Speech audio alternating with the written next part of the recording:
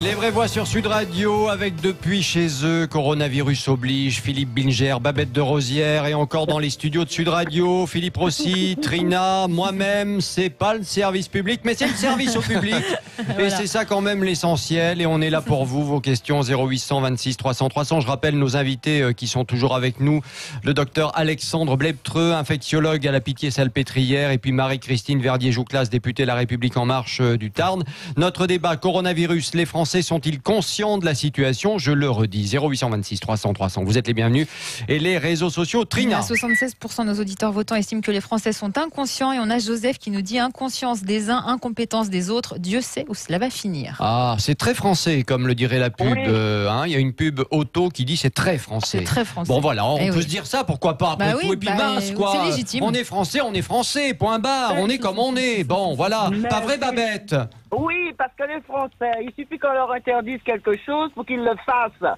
D'ailleurs, je vais pour la pomme de terre, tu sais, c'était interdit, etc. Mais moi, je te dirais que la contestation, c'est le sport national des Français avant le foot. Ils sont des C'est râleurs, humain, au-delà de ça. C'est surtout ils sont l'homme chiants. qui est comme ça. Hein? C'est surtout pas dans tous les pays. Non, pas dans tous les pays, mais je veux dire, c'est hein. à la base humain comme Oui, sentiment. bien sûr que c'est humain, mais bon, il n'empêche qu'en France, on a toujours tendance à être un peu révolutionnaire sur les bords. Ça, voilà. n'empêche pas, bien alors sûr. là, il y a le coronavirus, on fait de la résistance au C'est coronavirus. le pays où on le manifeste le plus, les grèves, c'est un record chez nous. Voilà, on est comme ça, Oui. ça. Vous êtes d'accord avec ça, Philippe Bilger? Non, pas totalement. Ah bon, parce que ça m'aurait étonné. Non, mais Christophe, d'abord, une question technique. Est-ce que, compte tenu de notre éloignement, on peut intervenir à tout moment ou il faut attendre qu'on nous donne la parole? Alors, C'est une question. vous pouvez faire savoir à l'animateur que je suis et aux auditeurs de Sud Radio que vous avez envie de parler, du style... Comment? Je sais pas, vous êtes dans le débat, alors on va faire un petit cours. SOS. Oh, non, mais vous qui... Attendez, on va lui faire un petit cours. Hein. Donc les gens sont en train de parler, vous pouvez très bien dire attendez. Non mais je veux dire un truc. Hein. Voilà, par exemple, hein, comme ça. Faire comme vous, quoi. Voilà, exactement. Il faut m'imiter un petit peu. Non, mais Il est Christophe... toujours en désaccord, Philippe. Non, Oui. mais c'était sérieux, hein. Je voulais vraiment poser une question technique. Ben, hein. allez-y, Mais sinon, à part maintenant, ça. J'ai trouvé un peu navrant l'échange entre la députée et le professeur, parce que il me semble, sans tomber dans un centrisme commode, qu'ils ont tous les deux raison. Il est évident que samedi soir, le Premier ministre a donné des précautions, a formulé des avertissements, mais qui n'étaient pas aussi nets qu'on aurait pu le souhaiter. Et on peut admettre aussi qu'une partie des Français a été complètement irresponsable. Je pense à la place de la République ou de la Bastille après le discours du Premier ministre et hier à Marseille. Je suis frappé de voir à quel point, même quand il s'agit d'avertissements sanitaires, il y a une sorte de défiance de la part de certains Français à l'égard du pouvoir en place. Et ça me paraît navrant. Ouais. Docteur Bleptreux, vous avez envie de répondre quoi à Philippe Bilger? Pas grand-chose. Bon, au moins c'est clair. Non, mais c'est vrai qu'il a raison. Oui, il y a une forme de défiance aussi de la part des Français parce qu'on est un petit peu comme ça. Après, je pense que si les choses, une fois de plus, avaient été claires dès le départ, peut-être qu'on n'en aurait pas été là. Parce qu'on n'a pas arrêté de nous rabâcher. Ce n'est rien, ce n'est pas pire qu'une grippe. Alors, faut aussi. C'est pas vrai. Ah si, non. Alors là, non. Philippe, là, vous avez tort. Vous étiez avec nous et vous le savez très bien. Il y a 2 semaines, on nous a dit c'est moins grave qu'une grippe. Oui. Il n'y a même pas 2 semaines, d'ailleurs, il y a 10 jours, on nous a dit c'est moins grave qu'une grippe, etc. Et même le docteur Bleptreux a reconnu que oui, il y avait eu une erreur d'approche, etc. Et c'est normal. bien sûr. C'est normal puisqu'on ne connaît pas ce virus. On ne connaît pas ce virus. C'était moins grave qu'une grippe. Mais bien sûr que si. Mais bien sûr que si. Il y avait même certains médecins qui donnaient Des Philippe taux de l'argument mortalité, suivant en disant Non. on compte pas les morts de la grippe, on va pas compter le coronavirus, c'est comme une grippe, c'est moins grave Mais qu'une c'était grippe. il y a longtemps, ça. Il y a 2-3 semaines. Il y a 10 jours. Il y a 10 jours. Allez-y, Babette. Parce que tu sais, quand on a fait l'émission au salon de l'agriculture, le ministre avait dit qu'on n'était pas inquiet, il n'y avait pas de cas chez nous. Et maintenant il y a déjà des morts et tout ça. Je pense qu'on nous cache quelque chose. Non, Alors, si mais les non. Français sont- Oui, si, je pense qu'on nous a au départ caché les choses. Est-ce que je peux intervenir ou pas? Mais bien sûr, Marie-Christine Jouclas, que vous pouvez intervenir. Me donne la parole. Moi, je vais vous dire, voyez, et encore une fois, franchement, ça encore une fois, c'est typiquement français. arrêtons de faire de la polémique. Aujourd'hui, on est dans une situation de toute façon qui est grave. Alors qu'on ne l'ait pas bien prévu en amont, qu'on ne l'ait pas dit ou qu'on l'ait dit, ou tout ça. Enfin, sincèrement, aujourd'hui, c'est quoi le message qu'on doit tous avoir? Le message qu'on doit avoir, c'est que dans la mesure où, oui, on n'est pas raisonnable. Vous pouvez dire ce que vous voulez, on n'est pas raisonnable. Il faut qu'on ait des mesures quand même un peu plus autoritaires pour empêcher les gens de se contaminer. Pourquoi? Pour protéger nos aînés, et pour que les hôpitaux soient en capacité de recevoir ensuite tous ceux qui auront besoin de soins. Et peu importe ce qui s'est passé, parce que ça aurait pu continuer d'une façon raisonnable. Sauf que force est de constater que ça ne l'est pas. Donc s'il faut en arriver à confiner tous les Français chez eux pour qu'enfin ils comprennent que oui, il ne faut plus se serrer la main, il ne faut plus se faire la bise, il faut rester à 1 mètre de distance, pardon, etc. aux États-Unis, ça fait 2 semaines que l'histoire a commencé, malheureusement là aussi. Et à l'heure où on se parle, à New York, les restaurants et les bars sont déjà fermés. Ça fait que 2 semaines que ça a commencé. Et ils ont pris la décision de fermer les restaurants et les bars. Nous, ça fait des semaines que ça a commencé et on décide ça que samedi. Mais attendez, fort de ce qui se passe justement en Europe, on peut pas reprocher aux nous, fort de ce qui s'est passé en Italie, on n'a pas été capable quand même d'en tirer les enseignements. Mais non, on s'est moqué des Italiens. Non, c'est pas vrai. Non, attendez, je vais quand même répondre à ça. Je suis désolée, mais moi dans le Tarn, je n'ai que 7 cas. D'accord ? Oui. Donc je veux dire, ce que le gouvernement a mis à place jusqu'à présent était de faire du confinement proportionné. C'est-à-dire que là où il y avait des gros cas, là où il y avait des clusters, c'était vraiment de faire du confinement total. Dans l'Oise, par exemple. Voilà, parce que quoi qu'on en dise, aujourd'hui, les épidémies qu'il peut y avoir par-ci, par-là, les 7 cas qui sont dans le Tarn, ils sont complètement identifiés, on a remonté jusqu'au patient zéro. Ouais. Donc on ne sait pas le virus qui se balade partout. Sauf que on ferme les écoles, on ferme tout au niveau de la France, et c'est une sage décision parce qu'on sait que les enfants sont porteurs sains pour retarder justement l'épidémie et être en capacité, une fois de plus, de recevoir les malades.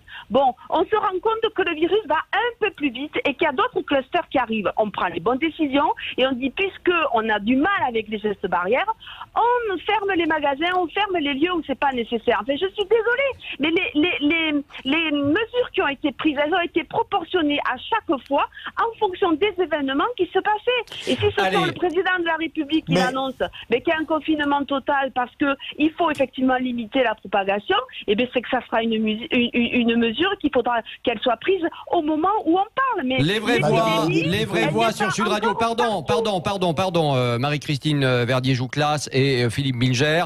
Les vraies voix sur Sud Radio, antenne ouverte, je le disais, 0826 300 300. Et notre débat coronavirus, les Français sont-ils conscients de la situation? Sud Radio, les vraies voix. Prenez la parole. Et on vous écoute tout de suite et on écoute Alexandre de la Drôme qui est avec nous. Bonsoir Alexandre. Oui, bonsoir. Écoutez, je vous écoute, j'écoute vos intervenants et il y aurait tellement de choses à dire que j'ai du mal à savoir par quoi commencer. Faisons simple. Est-ce que vous avez l'impression d'être conscient de la situation ou pas? Alors écoutez, hier j'ai passé 1 heure au téléphone avec ma fille qui est infirmière à Genève. Elle est en Haute-Savoie, elle habite sur Annecy, à côté de Laval, où j'ai grandi, j'ai passé 50 ans. J'ai mes parents, j'ai toutes mes 2 3 familles, je me suis marié plusieurs fois là-haut. J'ai beaucoup de monde. Et il y a 15 jours, elle rigolait quand je m'inquiétais. Et hier, c'est elle qui s'inquiétait vraiment. Elle est en psychiatrie depuis maintenant quelques années. Ça fait longtemps qu'elle est infirmière. Elle est en ambulatoire depuis quelques mois. Et c'est une vraie catastrophe. Elle a un collègue qui est chez lui, alité, depuis déjà 1 semaine. Elle l'a eu vendredi au téléphone. Il y a sa femme qui est malade. Il y a leur enfant qui est malade. Ma fille n'a pas... ils n'ont pas de masque. Les masques qu'ils ont sont réservés aux personnes qu'ils accueillent. Dans l'ambulatoire, ils ne portent pas de blouse, rien. Ils travaillent avec les vêtements qu'ils ont sur le dos. Elle fait des lessives presque tous les soirs. Elle n'a rien pour se protéger. C'est une vraie elle flippe.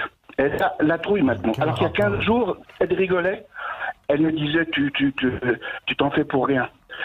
Les masques FFP2, il n'y en a pas, soi-disant. La semaine passée, j'ai acheté 100 que j'ai trouvé ici dans une petite commune, dans des magasins spécialisés pour les agriculteurs.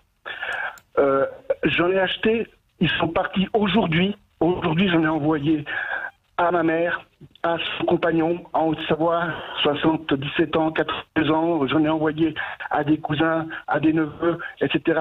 J'en ai acheté une centaine, vous vous rendez compte? Mais vous êtes conscient de la situation. Enfin, ce que vous me racontez, c'est d'abord que votre fille, qui est professionnelle de santé, est elle aussi plus que jamais maintenant consciente de la situation, même si au départ, comme nous tous d'ailleurs, et ça n'épargne pas les professionnels de santé visiblement, il y avait quand même un doute sur l'importance finalement de cette pandémie, que là maintenant votre fille en a pris conscience et que vous aussi, à travers elle évidemment, vous en avez pris conscience. Non mais c'est important ce témoignage quand même, parce que j'entendais Philippe Bilger qui disait quel rapport. Philippe Bilger, je vais vous dire une chose, on est dans une situation de pandémie, on est dans une situation où il y a des gens qui malheureusement ne vont pas bien, on a des malades, on a des gens qui sont en urgence absolue, etc.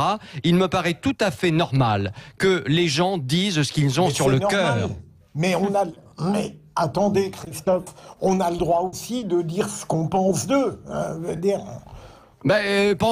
Pardon, mais le témoignage à l'instant avec cette infirmière qui est du côté d'Annecy visiblement, c'est quand même terrible. Marie-Christine Verdier-Jouclas, quand on entend ça, qu'il n'y a toujours pas de masque pour les personnels, qu'ils n'ont pas de blouse, etc., et qu'on nous dit le contraire à la télé avec le ministre Véran, là aussi ça pose des questions. Des questions dans la mesure où il faut absolument alerter l'ARS de ce département, parce que ce qu'on dit à la télé, c'est pas pour faire plaisir, c'est une réalité. Moi, je connais plein d'endroits où ça se passerait très bien.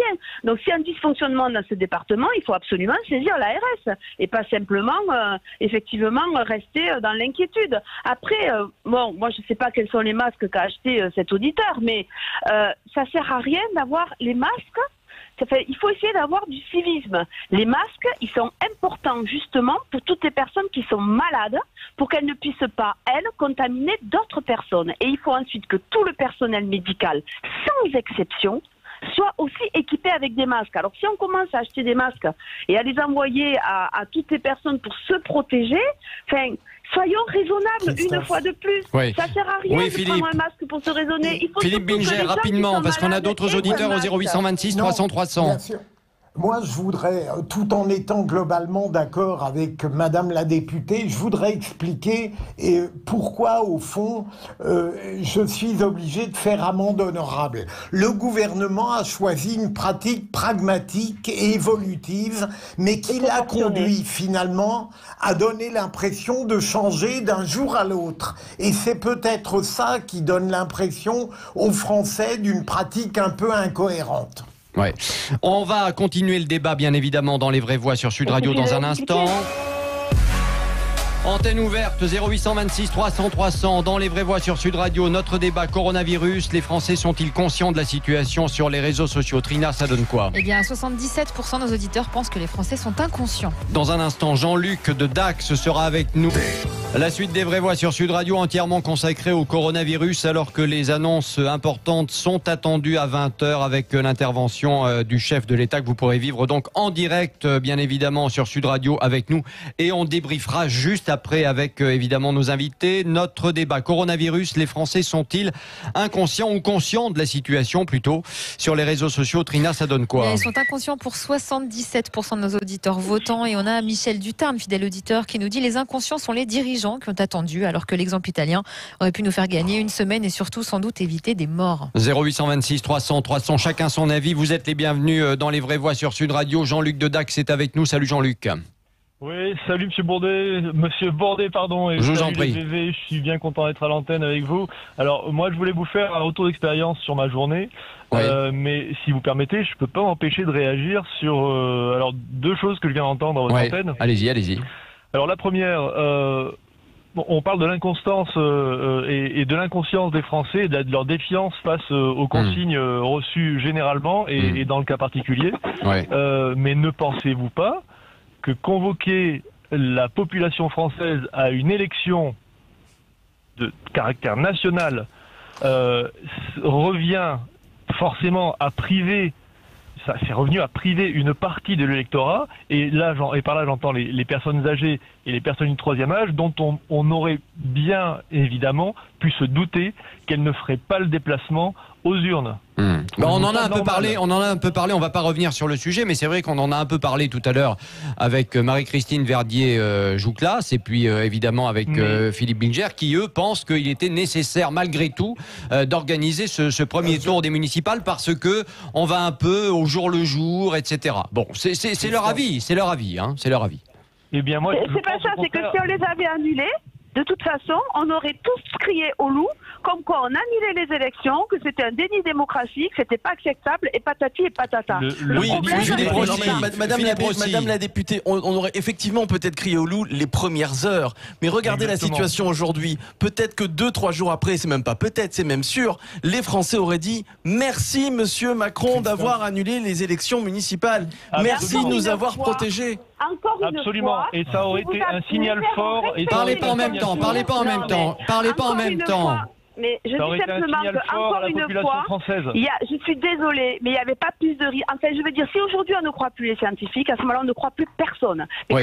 Enfin, pardon de vous le dire, Marie-Christine Verdier-Jouclas, vous savez, Marie-Christine Verdier-Jouclas, je vous aime bien, mais franchement, non mais c'est vrai en plus, parce que moi j'aime bien les gens du Sud, évidemment, bon, voilà. Non mais ce que je voulais juste vous dire quand même par rapport à ça, les scientifiques, le comité scientifique, tout ça c'est très bien. Je rappelle quand même, et Jean-Luc, vous le savez, parce que vous avez suivi la soirée électorale, j'imagine, un peu hier soir quand même, les mêmes qui jeudi, les chefs de partis politiques, sont allés voir le Premier ministre et lui ont dit on veut maintenir les municipales. Les mêmes hier soir disaient il faut reporter. Voilà. Eh bien c'est un scandale. C'est un scandale et je suis désolé, leur parole n'est plus écoutable. Voilà, point barre. C'est tout. Et à commencer par Gérard Larcher. Jean-Luc, vous avez la parole, allez-y. Jean-Luc, vous avez la parole et Philippe Bilger, je vous donnerai la parole quand j'aurai envie. J'en profite. Merci beaucoup. Alors, je vais pas faire la polémique là-dessus. Non, continuons, avançons. Avançons. Bien. Alors, venons-en au masque, si vous permettez, avant que je vous fasse mon retour d'expérience. Alors, les masques, j'entends dire, Marie-Christine, oui, que bon, acheter une centaine de masques et les envoyer, c'est un petit peu abusé quand même. Mais ne croyez-vous pas, je repose une autre question, ne croyez-vous pas que l'ensemble de la population française devrait être équipée de masques dès lors qu'elle met le nez dehors, que ce soit pour aller à l'hôpital, pour aller faire des courses, s'acheter à manger et pour aller à la pharmacie, puisque ce sont les Alors je vais répondre en 2-3 points pour aller un peu plus vite. Évidemment, vous me pardonnerez Marie-Christine et vous compléterez le cas échéant. Premièrement, on nous dit que scientifiquement, ça sert à rien, il faut que ce soit uniquement les personnes qui sont contaminées qui portent des masques pour ne pas contaminer les autres. Ça c'est la première chose. Deuxième chose, il faut quand même se le dire. Franchement, on n'a pas de masque ou très peu. Voilà, en tout cas là maintenant il y a des commandes qui sont faites et le temps que ça arrive, ces 40 millions de masques, comme on n'a que 2 ou 3 usines je crois en France, c'est quand même très compliqué. On en a envoyé à une certaine époque, il y a quelques semaines, aux Chinois parce qu'ils étaient en difficulté, donc c'est autant de masques évidemment que nous on n'a pas non plus, il faut quand même le reconnaître. Bref, c'est tout ça qui est difficile. Moi je fais juste une observation, je suis pas médecin, je l'ai déjà dit sur Sud Radio, quand on regarde ce qui se passe dans certains pays comme la Corée du Sud, effectivement, des masques ont été donnés à tout le monde. Des tests ont été faits en nombre beaucoup plus important qu'en France et beaucoup plus tôt. Résultat des courses, il y a quand même moins de malades en Corée du Sud. Donc on aurait peut-être pu imaginer que c'était un bon exemple. Bon, voilà, on n'a pas pu le suivre, c'est ainsi. Il y a sûrement des reproches à faire, j'imagine. La preuve avec Jean-Luc qui nous dit ça, je le comprends. Mais voilà en gros les réponses ou Cédric, pardon. Voilà les non Jean-Luc qui est avec nous toujours. Que l'on peut avoir à l'heure qu'il est, Trina. Moi, il y a autre chose que je comprends pas, c'est justement de privilégier les masques pour les gens qui sont contaminés. Qu'est-ce qu'on fait des patients, des gens qui sont asymptomatiques, comme on l'a déjà entendu, c'est-à-dire qui ont le coronavirus mais sans avoir aucun symptôme. Nous, on n'a pas de masque dans ce cas-là. Si en Corée du Sud, on a donné un masque à tout le monde, j'imagine que ça a permis quand même. Bon, alors Marie-Christine Verdier-Jouclas, vous n'êtes pas médecin, mais j'imagine que ça a pu aider un petit peu. Oui. Non mais la Corée déjà n'a pas quand même le même fonctionnement que nous. Ils ont fait un choix. Ça c'est sûr. Oui. Après, je reviens sur les histoires de masques. De toute façon, vous avez dit quelque chose d'exact. nous n'avons pas suffisamment de masques pour donner à toute la population. Donc à partir du moment où on a fait ce constat, il faut privilégier qui? Il faut quand même privilégier ceux qui sont malades, parce que c'est eux effectivement qui peuvent nous redonner le virus. Il faut privilégier quand même tout le personnel médical que je salue, mais vraiment que je salue, parce que pendant que nous on est en train de polémiquer, il y a quand même des gens dont c'est peut-être le métier, mais qui sont en train quand même de prendre des risques pour nous. Non mais ça on le sait, Marie-Christine Verdier-Jouclas. Symptomatique, ne pas avoir de symptômes et on n'a pas de masque. On va continuer. Jean-Luc de Dax est toujours avec nous. Vous vouliez faire un retour d'expérience sur votre journée. Je vous donne deux infos importantes qui viennent de nous parvenir. D'abord la Suisse qui passe à son tour en état d'urgence et interdit tout rassemblement. Et évidemment ça rejoint le témoignage qu'on avait tout à l'heure avec l'auditeur précédent qui nous a appelé et qui parlait de sa fille qui est à la frontière, pas très loin, d'Annecy. Et puis l'Espagne qui va fermer ses frontières terrestres donc avec la France à partir de ce soir minuit. Encore une petite info. Je suis désolé, nous on attend quoi? On attend quoi pour fermer nos frontières? On va être mais ça sera peut-être annoncé à 20h par le président de la République. Attendez. Effectivement. Allez Jean-Luc, votre retour d'expérience rapidement là sur la journée. Merci pour votre patience. Alors le retour d'expérience il est très simple. Moi ce que j'ai vu, c'est qu'une fois encore, la distance entre le politique et le terrain est juste énorme. Alors comment observer... Alors c'était quoi ce retour d'expérience? Allez-y parce qu'on a une minute. Eh bien, je vais faire mes courses pour acheter à manger, n'est-ce pas, pour moi et mes enfants. Et nous sommes plusieurs centaines de personnes agglutinées les unes aux autres, et dans les rayons et aux caisses des supermarchés. Alors, comment respecter une distance d'1 mètre ou 1,50 m dans ces conditions? Mais c'est juste impossible. Entre la décision ou la préconisation qui est faite dans les bureaux et la réalité du terrain, ça peut pas fonctionner. Oui, alors ça c'est vrai, non, pardon, mais ça c'est l'image de la journée quand même. Mais effectivement. Mais moi, je suis allée faire un tour aussi sur le terrain. Je suis allée faire des courses ce matin pour mes parents que j'ai consignés à domicile. Et bien, dans le restaurant, dans le supermarché où je suis allée, les gens d'eux-mêmes avaient un certain civisme et chacun a fait attention à respecter moi, je peux vous dire que dans un supermarché de région parisienne, qu'est-ce qui s'est passé ce matin? Il y avait 50 personnes ou 100 personnes qui étaient déjà agglutinées à 8h30 du matin contre la porte du supermarché. On a fait rentrer les gens 5 par 5. Pour aller faire les courses, ça servait strictement à rien puisque les gens étaient agglutinés dehors. Voilà. Et à la sortie, il y en avait 200 ou 300. Mais écoutez-moi, c'est comme quand on a interdit quand même le match PSG, je ne sais pas quoi, où les supporters quand même sont restés dehors. 3000 supporters, il fallait les disperser à ce moment-là. Il y a qu'à Faucon. Mais bon, sans quand même un peu de civisme et de responsabilité individuelle. Flûte, on peut pas tout résoudre non plus quand même. On vous pose cette question. Les Français sont-ils conscients de la situation? Évidemment, avec Cédric Deléraud qui est avec nous au téléphone 0826 300 300. Cédric. Bonjour à tous. Bonsoir. Je vois que ça chauffe un petit peu, c'est bien, c'est très sympathique. Non, mais on est français, on aime bien se voler dans les plumes. Oui, mais bon. Et on est dans le sud. Voilà, c'est ça. Le problème, c'est qu'en fait, on a parlé de tout le monde, on a parlé des personnes âgées, on a parlé de tout ça, mais on ne parle pas des transporteurs routiers. Je pars le lundi matin à 5h, je rentre le vendredi. Tous les restaurants routiers, là où on peut prendre une douche, sont fermés. On ne peut pas prendre de douche. C'est-à-dire qu'on va être des gros dégueulasses toute la semaine. On va revenir avec les pires maladies possibles et imaginables. Sans compter que là, je suis sur un parking entre Cahors et Montauban. Il n'y a pas un Français, Polonais, Hongrois, Espagnol, Italien. Eux, ils peuvent rentrer chez nous. Nous, on ne peut pas aller chez eux. Il y a quand même un gros problème quelque part qui part de la haute. Parce que j'ai vu ce qui s'est passé début décembre un petit peu, et j'ai dit quand même, ça, il va y avoir un gros problème. Je pense qu'on devrait fermer les frontières. Je vous parle de ça en décembre, j'en parlais à ma femme. On en arrive à ce point-là. C'est-à-dire qu'il fallait fermer les frontières beaucoup plus tôt, à votre avis? Mais carrément. Les Suisses, ils n'attendent pas d'avoir 3000 morts chez eux. Bien sûr, mais il n'y a que nous, parce que souvent, on a des gens qui sont plus ou moins compétents, ou plus ou moins incompétents. Alors, on verra, on va voir ce soir ce qui va se passer. Non, mais attendez, quand même, il y a une chose, juste une chose, attendez, Marie-Christine Verdier-Jouclas, juste une chose, c'est vrai que Macron, il a fait une déclaration il y a 2 jours, je crois, pour dire il faut essayer de discuter au niveau européen pour fermer les frontières qu'il y a autour de l'Europe. Donc, pas forcément les frontières nationales, mais les frontières qu'il y a autour de l'Europe. C'est vrai que Macron, il est tellement ouvert comme type. C'est vrai, c'est un président qui est très ouvert. Alors comme il est ouvert, quand il s'agit de refermer les frontières, il n'y a plus personne, vous comprenez? Non, c'est pas ça. Mais je veux dire, ça sert à rien non plus de prendre... Enfin, encore une fois, je le répète, nous ne sommes pas au niveau où vous avez l'épidémie qui est sans identification du patient zéro partout dans le pays. Je le répète, en Occitanie, pour ne citer que ma région, c'est quand même là où il y a le moins de cas pour l'instant de contamination. Bon, dans l'Hérault, c'est le département où il y en a plus par rapport à d'autres départements. Mais je veux dire, on a qu'à... C'est vrai que les Chinois, ils ont confiné 50 millions de personnes, personne n'a discuté. Tout le monde a été discipliné. Ah ben c'est sûr que c'est pas le même régime, hein. C'est pas le même régime, hein. Ça c'est sûr. En attendant, on a pu quand même continuer à fonctionner. Le pays n'a pas été paralysé. On met en place des mesures très importantes pour toutes les entreprises parce qu'après il y aura le facteur économique qui va être quand même très très très violent.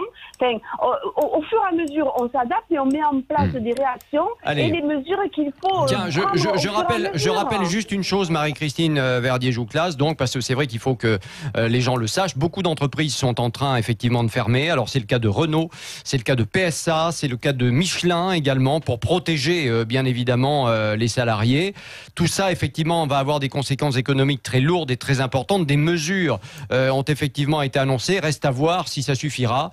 Mais ça c'est un peu aussi au jour le jour. Bien évidemment, on verra ce qui se passera. J'ai entendu évidemment Binger qui ronchonnait parce que il n'était pas d'accord avec moi. Mais c'est pas très grave. C'est pas très grave. J'ai entendu. Mais oui. Je peux dire un mot? Un mot? Pas deux. Hein. Non, mais je trouve que l'atmosphère générale de contestation en ce moment est assez hallucinante. Deuxièmement, il y a des gens qui aujourd'hui disent des choses parce que simplement ils connaissent les résultats. Et donc chacun se pique d'avoir une clairvoyance rétrospective. C'est agaçant. Eh bien voilà, il est agacé, mais c'est pas grave, c'est normal.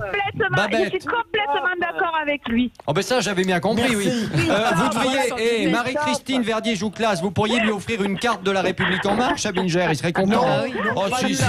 Allez-y, cadeau. C'est cadeau, une carte de fidélité. Hein. Allez. Vous plaisantez, Christophe? Non, je plaisante pas. Allez, à tout de suite dans Les Vraies Voix sur Sud Radio. Voici le résultat de notre débat. Et oui, notre débat, les Français sont-ils conscients de la situation? Résultat définitif sur les réseaux sociaux avec vous, Trina. Ils sont inconscients à 78%.